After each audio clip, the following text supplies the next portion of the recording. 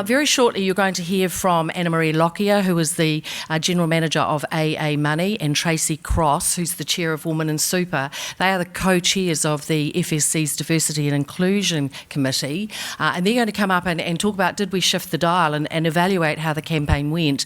But as they're making their way to the stage, we've got a video from Christy Redfern, who is General Counsel in AAA Australia, and she's going to share a few words with you. She was the former chair, as Richard said, so she needs to be heard. So I'll ask the ladies to come up and we'll play the video. Thank you. Tēnā koutou katoa and welcome. I'm Christy Redfern, the General Counsel at AA Australia, but formerly an FSC board member, and most importantly, I was the co-chair of the D&I committee. I'm now based in Melbourne, and so I'm absolutely gutted to not be there in person in New Zealand today, as I know that the energy, passion and just inspiration in the room will be off the charts. I want to reflect today on how we came about in terms of the D&I committee. Like a lot of great Kiwi ideas, this committee emerged over a wine between myself and three strong wāhine leaders in our industry, Nadine, Ana-Marie and Tracey. To be honest, it also emerged out of a sense of frustration with the continued talkfest on gender equality without seeing the action or results to really change the dial. Our aim in creating a D&I committee was to inspire the next generation of financial service professionals, elevate female role models and grow the pipeline of diverse leaders in the industry by sharing our learnings. I think on a more personal note, to me as a parent as well, we have a responsibility to bring our tamariki up in a more equal environment. Telling my 8-year-old daughter she'll only earn 90 cents to every dollar her brother will earn, or have a 20% gap in her retirement savings due to gender, is pretty freaking sobering conversations over our family pancakes. So it was with all of this in mind that Tracey and I then commandeered Rob, Richard and Clarissa at the FSC to be real champions of change in this journey, as well as Jane Wrightson, who's just been outstanding. They have been 100% supportive every step of the way. We recommended that a Diversity and Inclusion Committee was established by the FSC last year to help create strategic accountability for our results, provide governance and oversight of our key initiatives. We really want to foster industry-wide change by establishing a dedicated focus on D&I. I think everyone in the room today can see that a more diverse and inclusive profession will ultimately shape better outcomes for all Kiwis, as well as building a stronger future for the financial services industry. I think New Zealand has got such a rich, diverse culture. We need to embrace that and turn diversity and inclusion into an asset. D&I is critical to the future of our industry. An inclusive environment ensures equitable access to resources and opportunities for all. An inclusive culture that leverages diverse views will be so important in determining our success of our sector. So I ask you to fight for a seat at that table, speak up, and most of all, take action. Regardless of your role, the campaign has shown there are so many ways you can take action and influence change. From organising money dates to improving financial know-how to just calling out and educating people on their unconscious bias. We've done menopause support kits and just such huge amounts of efforts across the industry, which you'll hear from more today. Action can take many forms, and I feel humbled and grateful to the 100+ supporters who have got behind this. It starts with Action campaign to really make a difference. Before I pass over to Tracey and Ana-Marie to talk about the campaign itself, I do want to emphasise that the need is for action, not talk fest. The time is now. And this campaign is just the beginning of a journey to make impactful change. So I'd like to finish up the words of Kate Shepherd, which for me today appear as relevant as ever. Do not think your single vote does not matter much. The rain that refreshes the parched ground is made up of single drops. Thank you and kia kaha. Thank you, Christy. And I was reflecting on the said wine that started this off. She booked a meeting for 2 hours. She said, here's the objectives of the meeting, the 3 that she mentioned. She also said, we'll take up Jane Wrightson on her challenge of growing financial confidence and wellbeing in women. She, however, only booked 2 hours. And I recall us sitting at Saxon and Parole, dutifully pulling out our book, writing down minutes and actions while we enjoyed our wine and our lunch. Due to leave, it took me a week to get the actions out, and by which time I actually had to note that most of the actions had been completed. Which, start as you mean to go on, I say. One action, number 13 of 18 from that lunch, was to have a hui, or a summit, to mark this campaign. So here we all are today. In preparing, I was reflecting a little bit over my involvement with the Financial Services Council over the last 10 years and workplace savings during that period too. And having stood in front of the room, I often am known to call out the lack of diversity at financial services events. Fortunately, I don't have to do that today. It's a privilege to stand in front of you all. Equally, as the campaign has run, it's been great to see change afoot in the platform that we've created.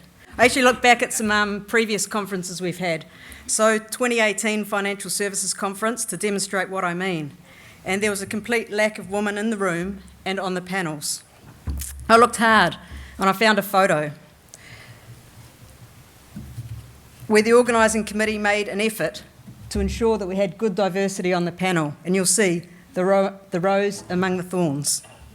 We titled this Industry Experts Talking About Cyber. Move forward to 2022. Times have changed. Now we have industry experts talking about retirement gaps, or as I like to say, the thorn between the roses. Boyley probably challenged that a little this morning. But what is great and what is really key is to see greater diversity at all levels, because as Rob and Richard have said, it's all about influencing change across the organisation, ensuring us, wherever we are, can influence that change. For me, growing financial confidence and wellbeing for women is dear to my heart for a few reasons. I am the only girl. I have 3 male siblings, all very successful in their own right. But since a young age, I've given them a run for their money and demanded, I guess, that I'm on an even platform with them, noting that my mother's generation didn't have that ability. I also have 3 beautiful daughters who I want to support and grow up with financial confidence and independence to make the decisions in life that they need to make to be the people they want to be. So I, like Christy, don't like the fact that they'll enter retirement in a worse position to their male cousins because of the lifestyle decisions we will make. Tracey, why is the topic so close to your heart, and what have we seen through the campaign? Okay. Thanks, Ana-Marie. Kia ora, everyone. It's so great to see everyone here. I can't quite believe that we are here. It feels like a lifetime. It's only really been 12 weeks of the campaign. Look, it's absolutely undeniable that we need a D&I focus in the industry. I mean, recent Women in Super research showed that 92% of those key person managing your KiwiSaver money are men. Now, that's not saying that they're doing a bad job, but we need diversity. We need diversity of thought. That is the powerhouse that benefits all. So it's a no-brainer from my perspective. I too have a young daughter, 15. I want her to be a lot better at managing her money than I've been, and to be in a very inclusive environment and to have a voice. I think of the years of my legal career that for so long that I didn't have a voice. I was terrified of actually raising the flag, putting my head above the pulpit, but now that's no longer. This is a time for action. So I'm really excited about this. One thing that I would say in respect of the FSC D&I committee, our first cab off the rank has been gender, but D&I is about so much more, and we will get there.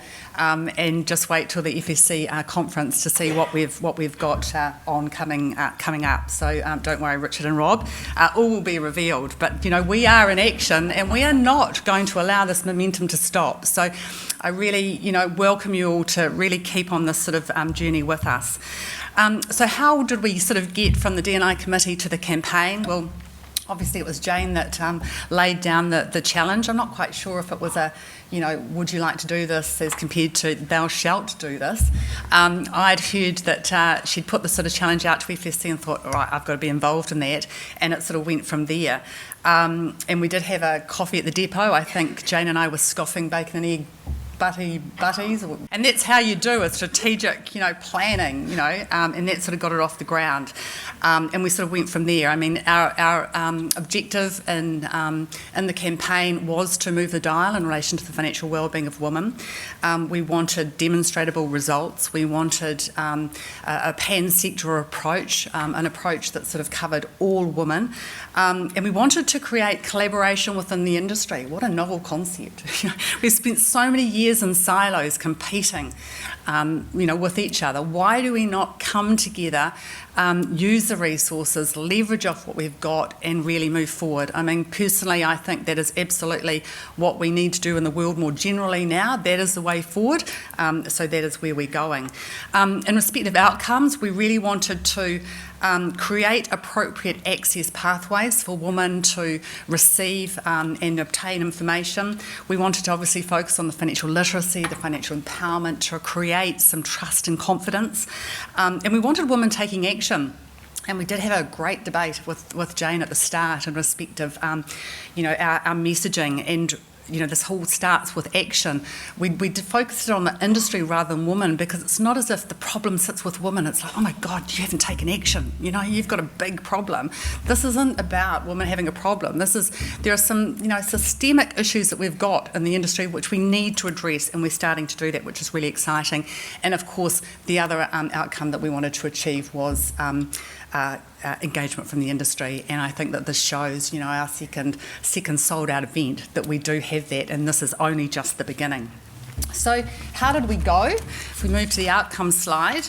Now, look, this is a work in progress. We're just sort of coming to the tail end of our 12-week campaign, and we're going to be diving into a lot of reflection, debriefing, asking you for feedback. If you've got one of those surveys, please give us the feedback. If you haven't been actively involved in the campaign, we want to hear from you. I want to hear what the obstacles were to industry participants not getting involved or not getting around to it. We want to build on our learnings. This is the first time, as Richard said, a campaign has been run like this, and we've got to pick up those learnings to move forward.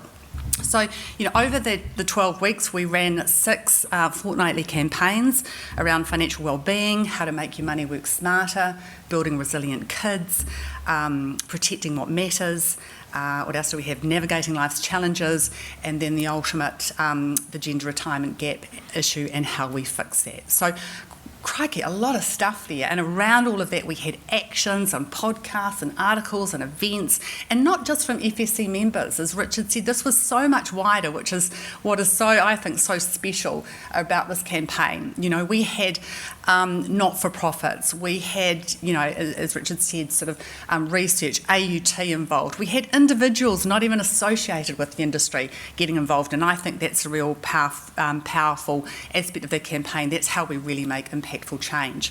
So, the figures look great, don't they? Over 100 supporters, 70 plus events, 188,000 media impressions, which reached 1.6 million New Zealanders. It's all really good, but we do want to dive down and what is the impact we made, and that's going to be an ongoing sort of exploration by us, and we will sort of be putting up some further information on that. One of the challenges that we have had is how you measure all this sort of stuff, because while we have got the 70 plus formal events that people told us about and registered for, we know that there has been so much more activity within and outside the industry around this sort of topic. So, even though we've got these great figures there, there is so much more that's been done by so many people, which we are very appreciative of. So, as we said, it's just the beginning. So, what are your highlights? Thanks, Tracey. So as you can see, Tracey and I can probably speak for hours on this topic, but given Rob's and Richard's enthusiasm and passion this morning, they've sort of crunched our session up a bit, so we're going to have to speed through and share some of the campaign highlights. During the last 3 months, most people call it winter, we called it starts with action. So employers took action. We saw employers take the lead, engage their teams, and we'll share a few examples here. Forsyth Bar and Summer KiwiSaver ran a series of Love the Name, Ladies Lunch, Learn and Build webinars for all of their employees, male and female. Feedback from the staff included words inspiring, valuable advice, and we need to do more of this, as I've learned so much. Trish and Katie, who's here today, well done. Southern Cross used the platform to announce some new employee value proposition changes, particularly parental leave benefits. Watching Catherine Darrick announce enhancements to parental benefits, including making KiwiSaver top-ups continuous during their parental leave, was so cool to see, improving the long-term health of their employees. Staff loved it, with her saying she'd never seen so many love hearts on her screen and had a deafening round of applause. But most inspiring was that she saw people take action and make changes to their leave to ensure they took the benefit. So ka pai, Catherine and the Southern Cross team. The Automobile Association. I learned yesterday that the NZAA staff have a greater weighting to females population, which really surprised and excited me.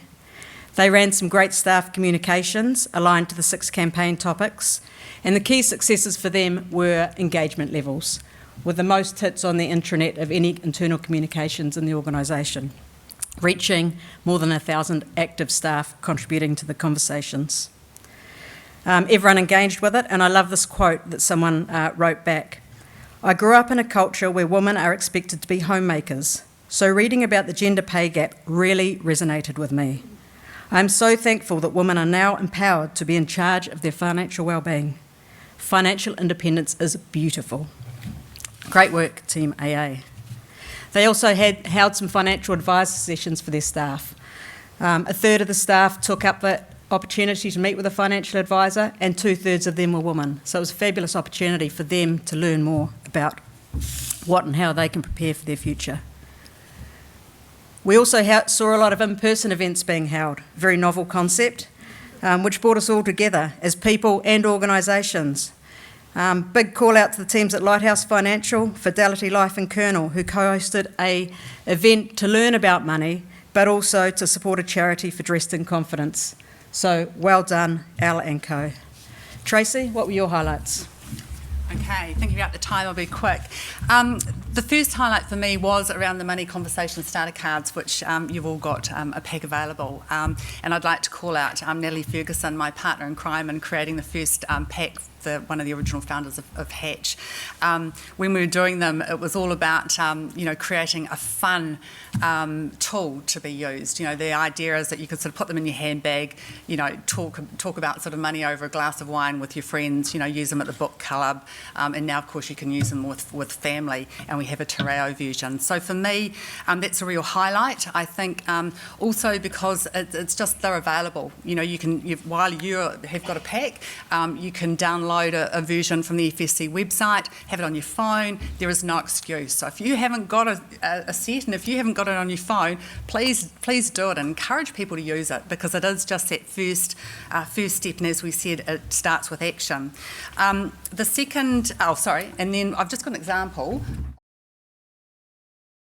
And I think for me, because I grew up, we really, really struggled. I was in a single parent household, and money was always a cause of stress in our house. And I watched my mum beg wins for my stationery and that kind of thing. So I've seen how hard it is not to have money. So for me, it's more of a means to be able to live a life that's stable and go from survival mode to thriving mode, kind of a thing. I think it just shows you the power of conversation and getting down to the grassroots of what makes impactful change. The second thing that I would just highlight, and I think even though we're spotlighting various aspects, there's so much more. Closing the gender gap retirement discussion, how we fix it. That was a very solution-focused, another sold-out event discussion, and I think to me the highlight of that is the fact that it was sold out, which shows you the passion and the commitment and the desire for change. So we really need to pursue those policy changes as an industry, and doesn't that just say it all? Next slide. And wait, there's more. Finally, as you said, we could be up here all day, couldn't we? Exactly. Online resources. If you haven't seen the resources on the FSC site, have a look at them. Fabulous. Not only have we got individual guides and prompts from the various themes and the panel discussions, but also Good Shepherd put out and launched their healthy relationships toolkit around how to have a conversation in a healthy financial relationship. Absolutely pure gold. Thanks. So that's enough from us. Now it's your turn. This was going to be a 5-minute exercise, but it's now a 2-minute exercise. So what I would like you to do, given that we and plenty of others have committed to action, we would like you to spend 1 minute reflecting on what action and influence you can take in this space. Share that with the person next to you. Pull out your phone, type slido.com, enter the event code 1019525 and state your action. We will be tracking during the day progress against the 200 attendees today to ensure that we can open the doors and let you all out. So 1 minute, speak to the person next to you, think about what your action is, and during the day please record your action into Slido under the ideas. Some of these that I'll quickly share, the FSC toolkits on our internal inclusion hub, awesome idea. Doing our first in-house education event in August, fabulous. Share the card deck at work, fabulous. So keep sharing them during the day. We'll be calling a few of them out, and thank you for your participation. Okay, exciting. So look, change requires action across a lot of areas. It requires commitment and drive from leaders, and that is all of you in this room.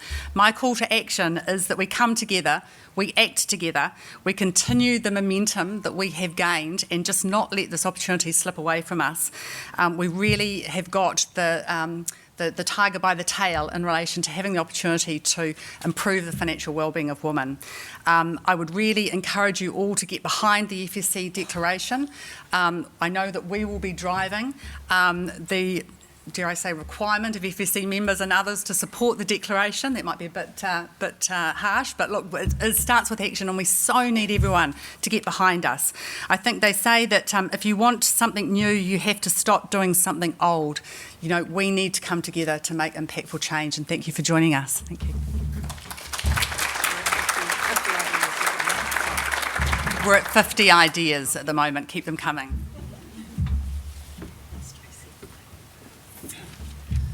Okay, thank you, ladies. Thank you for driving this campaign. And did we shift the dial? We sure as hell did shift the dial. But as Tracey said, the call to action is, look at this as day one. This is the start of it. I talked about an impactful campaign. Let's keep it going for not months, but for years. So a couple of call-outs from me. We talked about the media exposure that we've had. Mary picked me up this morning from my hotel, and we were driving here, and she said, I've just been listening to Riss on the radio. She said, Riss has just been on the breeze. And we arrived here, and Riss was walking along, and I said, hey, you've just been on the radio. She said, did it get on the radio? Yes, it did, Riss. So that's part of the work that you've been doing. That's just amazing. The other thing is, if you want to follow this event and promote this event, hashtag it starts with action. So I should have said that right to you at the start. Hashtag it starts with action. So thank you, ladies, for your great introduction and the great work that you've done.